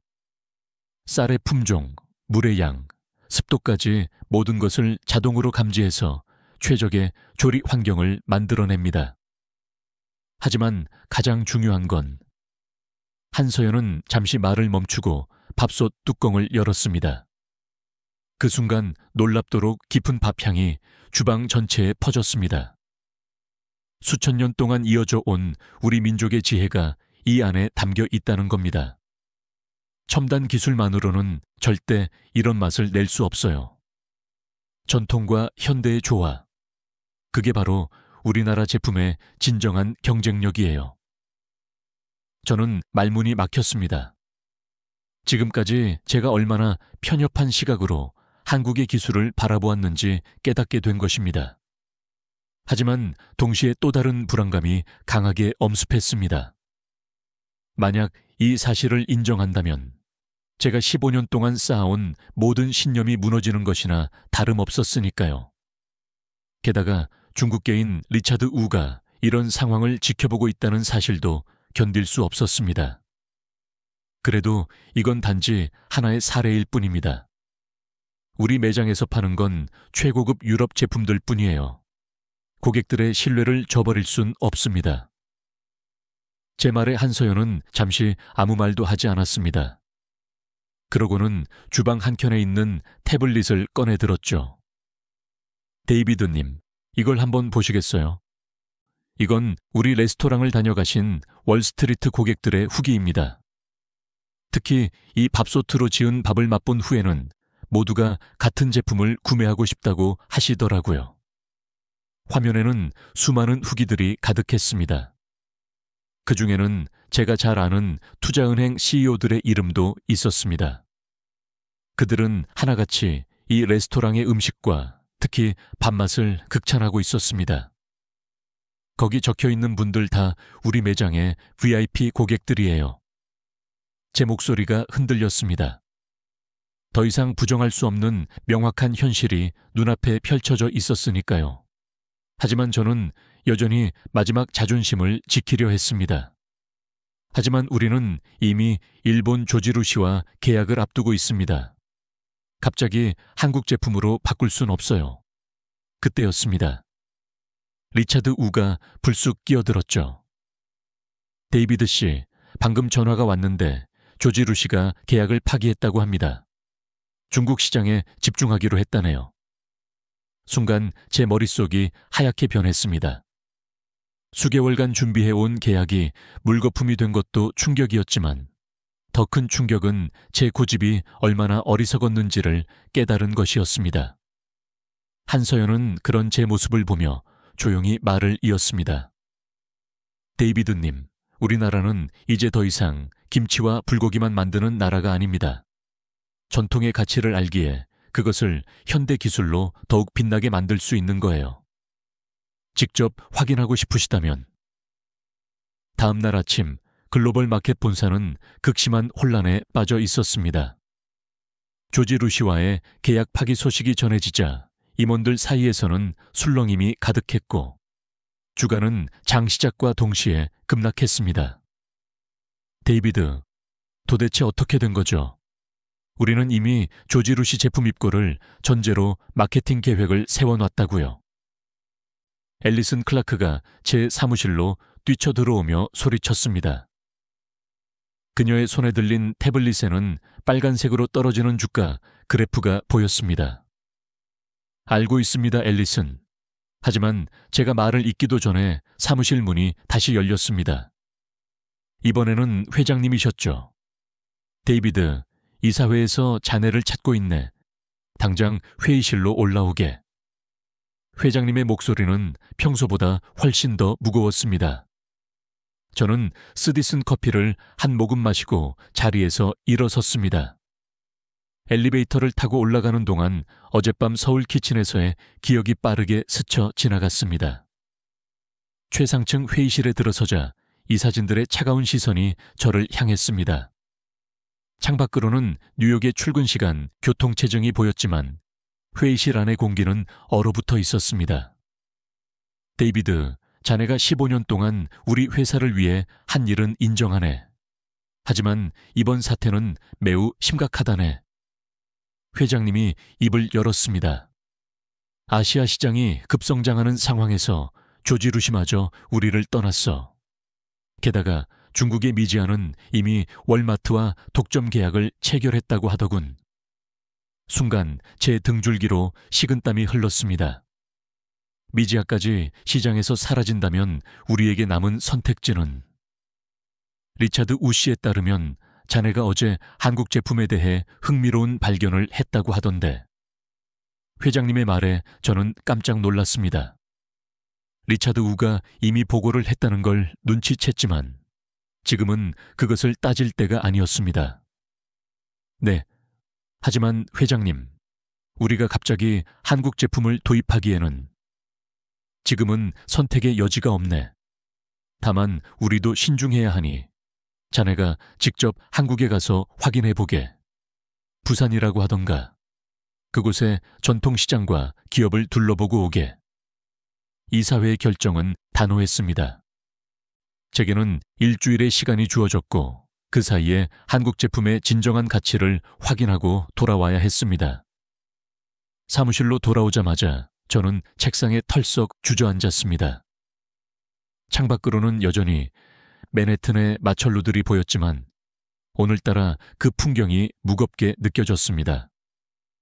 데이비드 씨. 문득 리차드 우의 목소리가 들렸습니다. 그는 언제나처럼 미소를 띠고 있었죠. 왜 이러시나요? 어제만 해도 한국 제품에 대해 꽤 흥미로워 하시지 않았습니까? 리차드 우 씨, 당신도 알잖아요. 이건 단순한 제품 선택의 문제가 아닙니다. 우리 회사의 미래가 걸린 일이라고요. 리차드 우는 잠시 침묵했다가 조용히 말을 이었습니다. 데이비드 씨, 혹시 진짜 두려운 건 변화 그 자체가 아닐까요? 당신의 15년 경력이 부정당하는 것 같아서. 그의 말은 정확했습니다. 제가 진정으로 두려워하는 것은 변화였고 제 자부심이 무너지는 것이었습니다. 하지만 이제는 선택해야 할 때입니다. 어제 한서연 씨가 보여준 것처럼 전통과 혁신은 동존할 수 있어요. 당신의 경험과 새로운 시도도 마찬가지죠. 리차드 우의 말이 끝나기도 전에 제 휴대폰이 울렸습니다. 발신자는 앨리슨 클라크였습니다. 데이비드, 큰일 났어요. 중국 미디어에서 우리 회사가 아시아 제품을 무시했다는 기사가 퍼지고 있어요. 당신이 한국 제품을 편파적으로 평가했다는 내용도 있고요. 순간 머리가 핑 돌았습니다. 분명 누군가가 의도적으로 정보를 유출한 것이 틀림없었죠. 하필 지금 이런 일이. 그게 다가 아니에요. 우리 주요 고객들이 SNS에서 불매 운동을 시작했어요.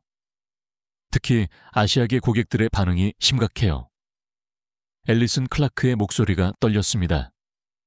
저는 급히 컴퓨터를 켜고 뉴스를 검색했습니다. 상황은 생각보다 훨씬 더 심각했습니다. 이미 수많은 매체가 우리 회사의 문화적 편견을 비판하고 있었고 글로벌 마켓 보이콧 해시태그는 순식간에 퍼져나가고 있었습니다. 특히 한국의 SNS에서는 우리 회사를 비난하는 게시물이 폭발적으로 증가하고 있었죠. 데이비드, 회장님께서 다시 찾으십니다. 비서가 들어와 말했습니다. 저는 깊은 한숨을 내쉬었습니다. 이제는 더 이상 물러설 곳이 없었습니다. 회의실에 다시 들어섰을 때 이사진들의 표정은 더욱 심각해져 있었습니다. 데이비드, 상황이 심각하네. 자네는 내일 당장 한국으로 떠나야겠어. 이번 출장은 단순히 제품을 보고 오는 게 아니야. 우리 회사의 진정성을 보여주어야 하네. 회장님의 말씀이 끝나자 한 이사가 끼어들었습니다. 하지만 회장님, 데이비드를 보내는 게 과연 현명할까요? 그는 이미 아시아 제품에 대한 편견을... 그렇기 때문에 더욱 데이비드가 가야 하네. 그가 변화하는 모습을 보여준다면 그것이야말로 우리의 진정성을 증명하는 것 아니겠나. 회장님의 말씀에 모두가 침묵했습니다. 저는 마른 침을 삼켰습니다. 이제 제 어깨에는 회사의 미래가 걸려 있었습니다. 사무실로 돌아와 짐을 싸면서 저는 어젯밤 한서연 셰프의 말을 떠올렸습니다. 전통의 가치를 알기에 그것을 현대 기술로 더 빛나게 만들 수 있는 거예요. 그때는 몰랐습니다. 그 말이 단순히 제품에 대한 것이 아니라 우리 회사가 나아가야 할 방향을 보여주는 것이었다라는 걸요. 창밖으로는 해가 저물고 있었습니다. 저는 마지막으로 뉴욕의 풍경을 바라보며 결심했습니다. 이제는 정말 변해야 할 때였습니다. 인천공항에 도착했을 때는 이른 아침이었습니다. 비행기에서 내려 첫 발을 디딘 순간 저는 묘한 긴장감을 느꼈습니다. 15년 동안 수없이 많은 출장을 다녔지만 이번만큼 부담스러운 적은 없었습니다. 데이비드 씨, 잘 오셨습니다.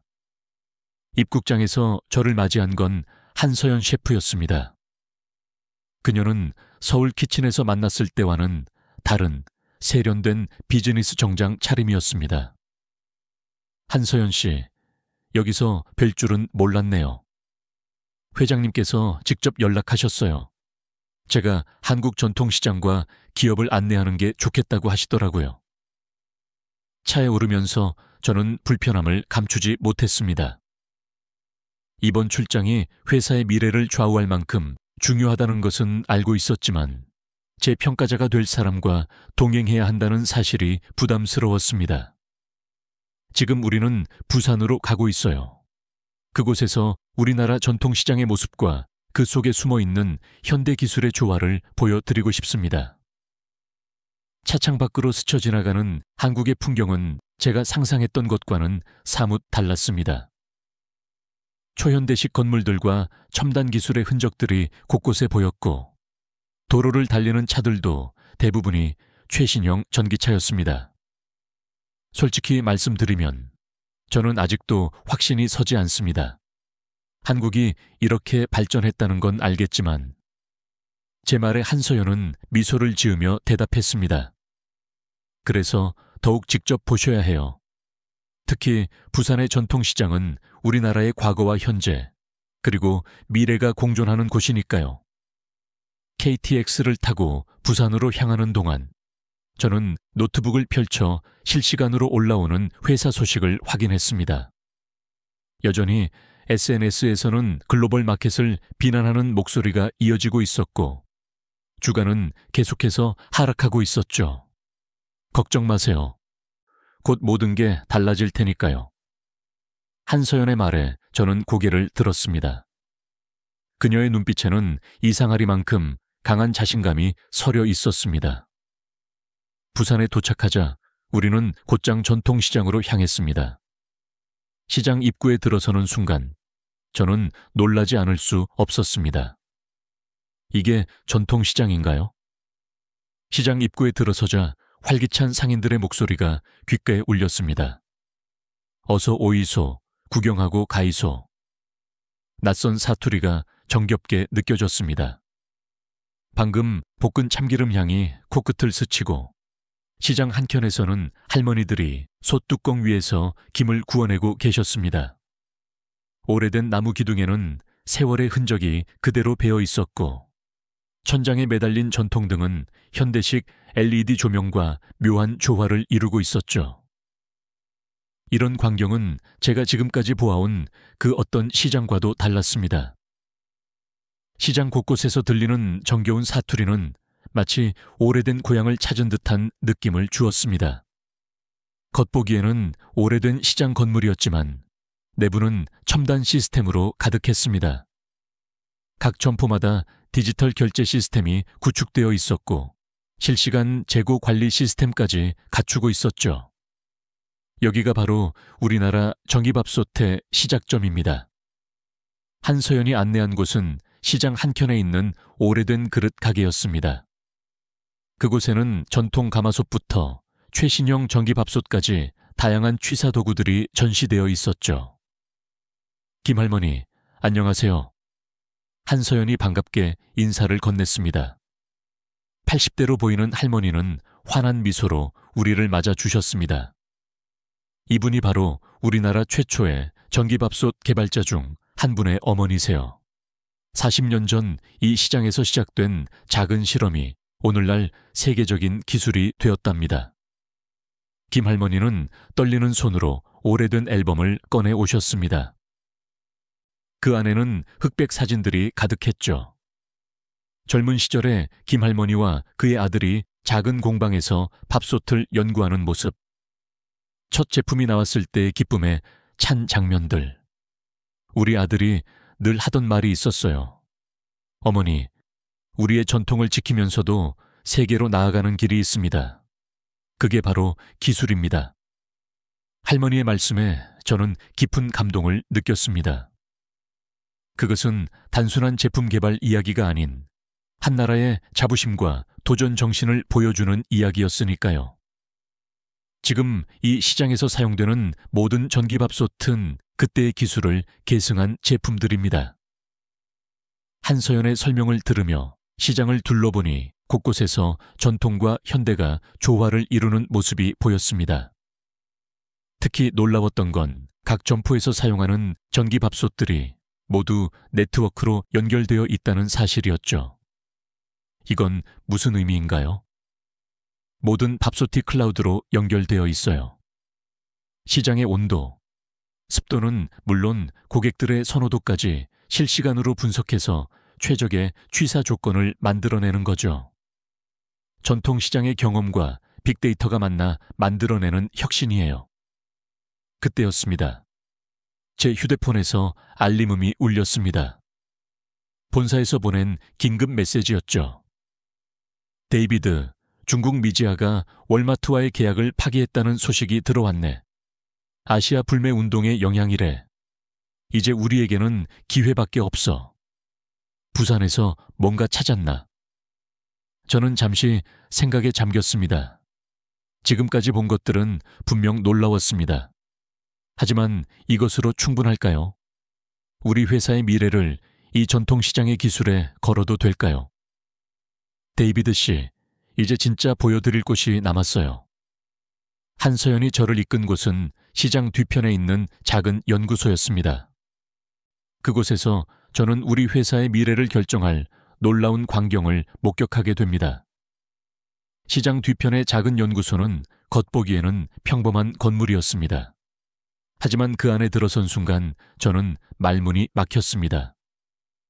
이곳이 바로 우리나라 전기밥솥의 심장부입니다. 넓은 실험실 안에는 수십 대의 전기밥솥이 가지런히 놓여 있었고 연구원들은 각종 첨단 장비를 다루며 바쁘게 움직이고 있었습니다. 벽면의 대형 스크린에는 실시간으로 업데이트되는 데이터들이 흐르고 있었죠. 여기서 무엇을 하는 곳인가요? 이곳에서는 전통 가마솥의 모든 것을 디지털화하고 있어요. 할머니들의 손맛까지도요. 한서연의 설명에 저는 믿기지 않는다는 듯 고개를 저었습니다. 손맛을 디지털로 한다고요? 그게 가능한가요? 그때 한 연구원이 다가와 말을 건넸습니다. 실제로 가능합니다. 저희는 지난 10년간 전국의 전통시장을 다니며 수천 명의 상인들이 가마솥으로 밥을 짓는 과정을 분석했습니다. 불 조절부터 물 온도, 쌀을 씻는 방법까지 모든 것을 데이터화했죠. 연구원은 컴퓨터 화면을 보여주었습니다. 그곳에는 믿을 수 없을 만큼 정교한 데이터들이 정리되어 있었죠. 전통시장 상인들의 움직임을 3D로 스캔한 영상, 가마솥 내부의 온도 변화를 마이크로 단위로 측정한 그래프, 심지어 쌀알 하나하나의 수분 흡수율까지 분석한 보고서들이 있었습니다. 보시는 것처럼 우리는 인공지능을 활용해 이 데이터들을 학습시켰어요. 그 결과 연구원이 버튼을 누르자 옆에 있던 전기밥솥에서 소리가 났습니다.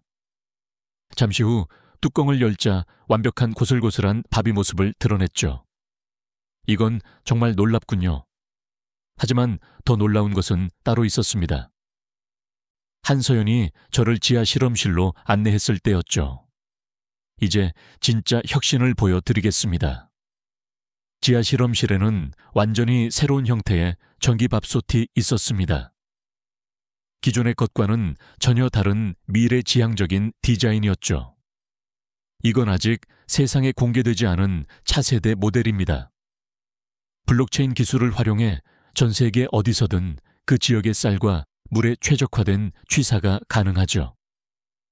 더 놀라운 건 한서연이 스마트폰을 꺼내 들었습니다.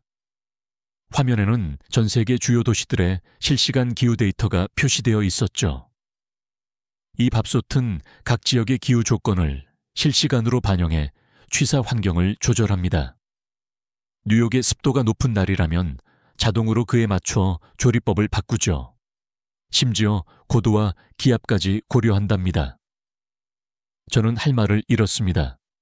이건 단순한 가전제품이 아니었습니다.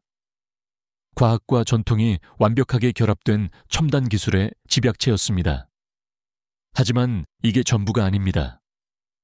한서연은 제게 또 다른 문서를 보여주었습니다. 그것은 글로벌 시장조사 보고서였죠. 보시다시피 현재 전 세계 고급 식당의 72%가 한국산 전기밥솥을 선호하고 있습니다. 특히 미슐랭 스타 레스토랑들은. 그때였습니다. 제 휴대폰이 울렸고 발신자는 회장님이었습니다. 데이비드, 큰일 났네.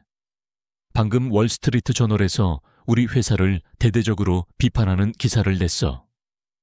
아시아 시장을 무시한 우리의 오만함이 결국 회사를 위기로 몰아넣었다는 내용이야. 저는 깊은 숨을 내쉬었습니다. 그리고 결심했죠. 회장님, 제가 지금 무언가를 발견했습니다. 이건 단순한 제품의 문제가 아닙니다.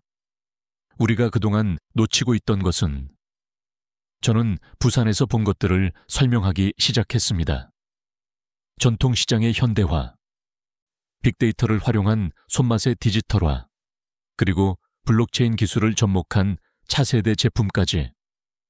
이건 혁명입니다, 회장님. 우리가 찾던 것이 바로 이것이었습니다. 전통과 기술의 완벽한 조화. 이것이야말로 현대 소비자들이 원하는 진정한 가치입니다. 잠시 침묵이 흘렀습니다. 그리고 회장님이 입을 열었죠. 자네, 정말 확신하나? 네. 회장님, 이제는 제가 장담할 수 있습니다. 이 기술은 우리 회사의 미래를 바꿀 것입니다. 잠시 창밖을 바라보며 저는 제 과거를 돌아보았습니다. 뉴욕 최고의 바이어라는 자부심이 얼마나 편협한 것이었는지, 유럽의 전통만을 고집하며 얼마나 많은 기회를 놓쳐왔는지, 그리고 지금 한국이라는 나라가 제게 보여준 것은 단순한 기술의 진보가 아닌 세상을 바라보는 새로운 시각이었습니다. 이제야 알 것 같습니다. 전화를 끊고 나서 저는 한서연을 바라보았습니다. 그녀의 눈에는 자부심이 가득했죠. 한서연 씨, 죄송합니다. 제가 그동안 얼마나 편협한 시각을 가지고 있었는지. 아니에요, 데이비드 씨. 중요한 건 지금이니까요. 이제 우리가 함께 새로운 역사를 쓸 차례예요. 그때 또다시 전화가 왔습니다. 이번에는 앨리슨 클라크였습니다. 데이비드, 리차드 우가 사직서를 제출했어요. 그리고 그가 우리 회사의 내부 정보를 유출한 장본인이었다는 게 밝혀졌어요. 순간 모든 것이 명확하게 이해되었습니다. 리차드 우의 의도적인 도발, SNS 불매운동, 그리고 폭로성 기사까지. 모든 것이 계획된 것이었죠. 하지만 이제 그건 중요하지 않아요, 앨리슨. 우리에겐 더 큰 기회가 있으니까요. 당장 이사회를 소집해 주세요. 제가 직접 프레젠테이션을 하겠습니다. 연구소를 나서면서 저는 확신에 찬 발걸음을 내디뎠습니다. 이제 우리는 단순히 위기를 극복하는 것을 넘어 전혀 새로운 차원의 혁신을 이룰 수 있을 것입니다. 한서연 씨, 이제 뉴욕으로 돌아가야겠네요. 하지만 이번엔 제가 자신 있게 말씀드릴 수 있습니다. 우리가 함께 만들어갈 미래를. 글로벌 마켓 본사 대회의실. 저는 이사회 앞에 섰습니다. 창밖으로는 저녁 노을이 맨해튼의 마천루들을 붉게 물들이고 있었죠. 오늘 우리는 중대한 선택의 기로에 서 있습니다. 프레젠테이션을 시작하며 저는 부산에서 찍어온 사진들을 스크린에 띄웠습니다. 전통시장의 모습부터 최첨단 연구소의 장면들까지. 여러분, 우리가 그동안 착각하고 있었던 것이 있습니다. 우리는 전통과 현대가 별개라고 생각했죠. 하지만 진정한 혁신은 전통을 이해하고 그것을 현대적으로 재해석하는 데서 시작됩니다. 이사들의 표정이 조금씩 변하기 시작했습니다. 특히 제가 한국 연구소에서 찍어온 영상을 보여줬을 때는 모두가 숨을 죽이고 집중해서 지켜보았습니다. 이것은 단순한 전기밥솥이 아닙니다. 수천 년 동안 이어져 온 우리 할머니들의 지혜와 최첨단 기술이 만나 탄생한 걸작입니다. 영상에는 전통 가마솥의 열전 도율을 분석하는 장면, 전국 각지 시장 상인들의 손맛을 디지털화하는 과정, 그리고 인공지능이 이를 학습하는 모습이 담겨 있었습니다. 더 놀라운 것은 이 기술의 확장성입니다. 저는 다음 슬라이드로 넘어갔습니다. 거기에는 전 세계 주요 도시의 실시간 데이터가 표시되어 있었죠. 이 제품은 뉴욕의 습도, 파리의 기압, 두바이의 온도까지 모든 환경 요소를 실시간으로 반영해 최적의 조리 환경을 만들어냅니다. 더 이상 장소와 시간에 구애받지 않고 언제 어디서나 완벽한 한 그릇에 밥을 지을 수 있는 거죠. 회장님이 앞으로 몸을 기울였습니다. 자네가 말하는 대로라면 이건 단순한 주방기기가 아니라는 건가? 맞습니다, 회장님. 이것은 식문화의 혁명입니다. 그리고 더 중요한 것은 저는 잠시 말을 멈추고 주머니에서 작은 USB를 꺼냈습니다. 그것은 한서연이 마지막으로 건네준 것이었죠. 이 안에는 더 놀라운 것이 있습니다. 한국의 연구진들은 이미 다음 단계를 준비하고 있었어요. 전기밥솥의 기술을 바탕으로 한 통합 주방 시스템. 이건 주방의 모든 것을 바꿀 겁니다. USB를 연결하자 스크린에는 새로운 영상이 나타났습니다. 전기밥솥의 기술을 응용한 다양한 주방기기들, 그리고 이들이 하나로 연결되어 작동하는 스마트 주방의 모습이었죠. 우리는 지금 역사적인 선택의 순간에 있습니다. 리차드 우의 배신으로 우리 회사는 큰 위기를 맞았지만 이제 우리에겐 더 큰 기회가 있습니다. 이사들 사이에서 작은 술렁임이 일었습니다. 그때 앨리슨 클라크가 손을 들었죠. 방금 전 소식인데요. 리차드 우가 중국의 미지아로 이직했다고 합니다. 그들이 우리와 비슷한 제품을 개발하려 한다는 소문도 있고요. 하지만 저는 미소를 지었습니다. 걱정하지 마세요. 우리가 본 기술은 단순히 따라할 수 있는 게 아닙니다. 이건 수천 년 동안 쌓아온 전통과 첨단 기술의 완벽한 조화이니까요. 그들이 모방할 수 있는 건 겉모습뿐일 겁니다. 회장님이 자리에서 일어섰습니다. 데이비드, 자네가 이렇게까지 확신하는 걸 본 적이 없네. 자네의 15년 경력 중 가장 강한 혁신이군. 네, 회장님. 이번만큼은 제 모든 것을 걸고 장담할 수 있습니다. 그때였습니다. 밖에서 소란스러운 소리가 들렸고 비서가 급하게 회의실로 들어왔습니다. 회장님, 방금 월스트리트 저널에서 속보가 떴습니다. 미지아가 월마트와의 계약을 전면 취소했다고 합니다. 그리고 아마존에서도 우리와의 거래를 제안해 왔답니다. 회의실은 순간 술렁였습니다. 회장님은 잠시 생각에 잠겼다가 입을 열었죠. 데이비드, 자네가 직접 이 프로젝트를 진두지휘하게. 한국팀과 긴밀히 협력해서 새로운 시대를 열어주게. 그렇게 우리의 도전은 시작되었습니다. 6개월 후 글로벌 마켓은 한국의 첨단 전기밥솥을 전면에 내세운 새로운 주방기기 라인업을 공개했습니다. 그리고 그 반응은 믿을 수 없을 정도였습니다. 데이비드 씨, 출시 첫날부터 주문이 폭주하고 있어요. 한서연의 흥분된 목소리가 전화기 너머로 들려왔습니다. 저는 사무실 창가에 서서 맨해튼의 풍경을 바라보며 미소 지었습니다. 당연한 결과예요, 한서연 씨. 이제 시작일 뿐이에요. 1년 후 우리 회사의 한국산 전기밥솥은 프리미엄 주방기기 시장에서 점유율 1위를 차지했습니다. 첫 주문량만 해도 10만 대를 넘어섰고 유럽과 중동 시장에서도 폭발적인 반응을 얻었습니다. 프랑스에서만 매월 2만 대 이상이 팔려나갔고 두바이의 초화 호텔들은 앞다투어 납품 계약을 요청해왔죠. 프랑스의 미슐랭 스타 셰프들은 앞다투어 우리 제품의 품질을 극찬했고 두바이 왕실에서는 전 궁실의 주방 시스템을 우리 제품으로 교체하겠다는 제안을 해왔습니다. 심지어 이탈리아의 전통 요리 학교에서도 우리의 기술력을 인정하며 공동 연구를 제안해왔죠. 특히 인상적이었던 건 프랑스의 알랭 듀카스 셰프의 말이었습니다. 한국이 보여준 것은 단순한 기술이 아닙니다. 전통을 지키면서도 현대화할 수 있다는 것. 이것이야말로 우리 모두가 배워야 할 진정한 혁신이죠.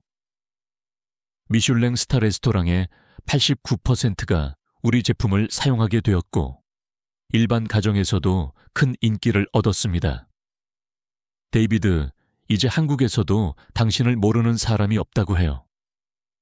1년 후 한서연은 글로벌 마켓의 아시아 태평양 기술 혁신센터장이 되었습니다. 그녀가 이끄는 연구소는 전통시장의 수많은 비법들을 현대 기술로 재해석하고 있죠. 얼마 전에는 장인들의 된장 숙성 비법을 AI로 분석해 자동 발효 시스템을 개발했다는 소식도 들었습니다. 데이비드 씨, 우리가 다음으로 도전할 분야가 또 있어요. 한서연의 목소리는 여전히 그날처럼 자신감이 넘쳤습니다. 이번에는 전통기와 장인들의 기술을 현대화하는 프로젝트예요. 관심 있으신가요? 저는 웃으며 대답했습니다. 당연하죠. 이제는 제가 먼저 물어보고 싶을 정도니까요. 우리가 또 어떤 혁신을 만들어낼지. 어느 날 한서연이 보내온 한국 신문을 보며 저는 깊은 감회에 젖었습니다. 기사에는 제가 한국의 기술을 세계에 알린 문화 전도사로 소개되어 있었죠. 하지만 저는 알고 있습니다. 진정한 주인공은 따로 있다는 것을. 수천 년 동안 한국의 전통을 지켜온 할머니들. 그 지혜를 현대적으로 재해석한 과학자들. 그리고 끊임없는 혁신을 추구하는 기업가들.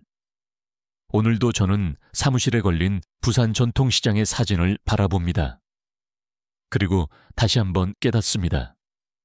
우리의 할머니들이 평생 지켜온 그 정성과 마음이 첨단 기술과 만나 세계로 뻗어나가는 모습을. 그것은 단순한 혁신이 아닌 우리 민족의 혼과 지혜가 만들어낸 진정한 발전이었습니다. 전통을 이해하고 존중하는 데서 시작된 이 위대한 여정은 우리가 미처 상상하지 못했던 큰 미래를 향해 계속해서 나아가고 있습니다. 전통을 지키고 혁신을 이뤄낸 우리 기술의 자부심. 이 이야기에 대한 여러분의 소중한 경험과 심도 있는 생각을 댓글로 남겨주시면 대단히 감사하겠습니다. 또한 대한민국에 숨겨진 또 다른 놀라운 기술이 있다면 알려주세요. 더 많은 시청자들과 이 감동적인 이야기를 나누고 싶습니다. 구독과 좋아요 버튼으로 저희 채널에 힘을 실어주시기를 부탁드립니다. 다음 편에서는 더욱 자랑스러운 대한민국의 이야기로 시청자 여러분을 찾아뵙겠습니다. 감사합니다.